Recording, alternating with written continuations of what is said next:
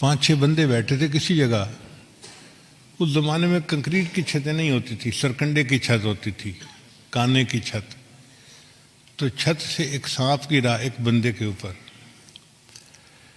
اب اس بندے نے جو اپنا ہاتھ ہلایا تو وہ سانپ دوسرے پر گرا، دوسرے نے ہاتھ ہلایا وہ تیسرے پر گرا، تیسرے نے کیا تو وہ چوتھے پہ گرا، اور چوتھے نے ہاتھ ہلایا تو 5ویں گرا، اور 5ویں کو اس نے ڈس لیا. اب 5واں بندہ مر گیا. اب فقہا میں ایک بحث چل پڑی کہ جی دیت کس کو دینی چاہیے. ایک ہوتا ہے قصاص، جب ارادے سے کسی کو قتل کیا جائے نا اس کا قصاص ہوتا ہے، اور ایک ہوتا ہے بغیر ارادے کے کوئی قتل ہو جائے اس کی دیت ہوتی ہے، خون بہا دینا پڑتا ہے. اس کی مثال یوں سمجھے کہ آپ گھر سے گاڑی لے کے چلے، جی میں جمعہ کی نماز میں پہنچ جاؤں، دیر ہو رہی ہے.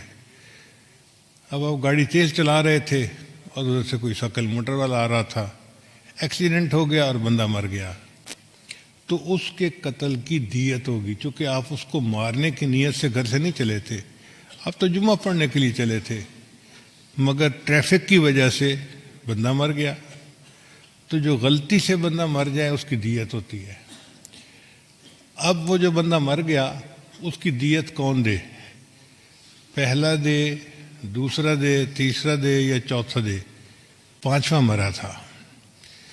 اب کچھ علماء کچھ جواب دیتے، کچھ علماء کچھ جواب دیتے، تو بات دل کو نہیں ٹھکتی تھی. لوگوں نے کہا کہ یہ بات تو پھر ابو حنیفہ کے پاس ہی جا کے سلجھے گی. چنانچہ وہ ابو حنیفہ رحمۃ اللہ کے پاس آئے، حضرت مسئلہ ہے، اور جواب دینے والے بھی نا کلیئر جواب نہیں دے پا رہے کہ کون ذمہ دار ہے. کیا چاروں مل کے دیت ادا کریں، یا پہلا دیت دے، یا آخری والا دیت دے، یا کوئی بھی دیت نہ دے؟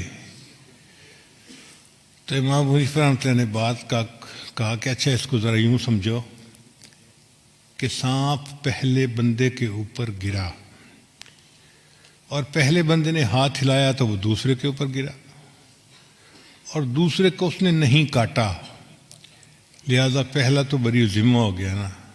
اس کا عمل اتنا ہی تھا، اس کے عمل سے کوئی نقصان نہیں ہوا، لہذا پہلا بندہ بری ذمہ ہو گیا. پھر دوسرے نے تیسرے پہ پھینکا، تیسرے کو بھی نہیں کاٹا تو دوسرا بھی بری ذمہ ہو گیا. تیسرے نے چوتھے پہ پھینکا، چوتھے کو بھی نہیں کاٹا، چوتھا بھی بری ذمہ. پھر چوتھے نے 5ویں پہ پھینکا اور 5ویں کو کاٹ لیا. تو اب یہ دیکھنا پڑے گا کہ 5ویں کو اس نے فوراً کاٹا یا تھوڑی دیر کے بعد کاٹا. لوگوں نے کہا اس کا کیا فرق پڑتا ہے کہ فوراً کاٹا یا تھوڑی دیر کے بعد کاٹا؟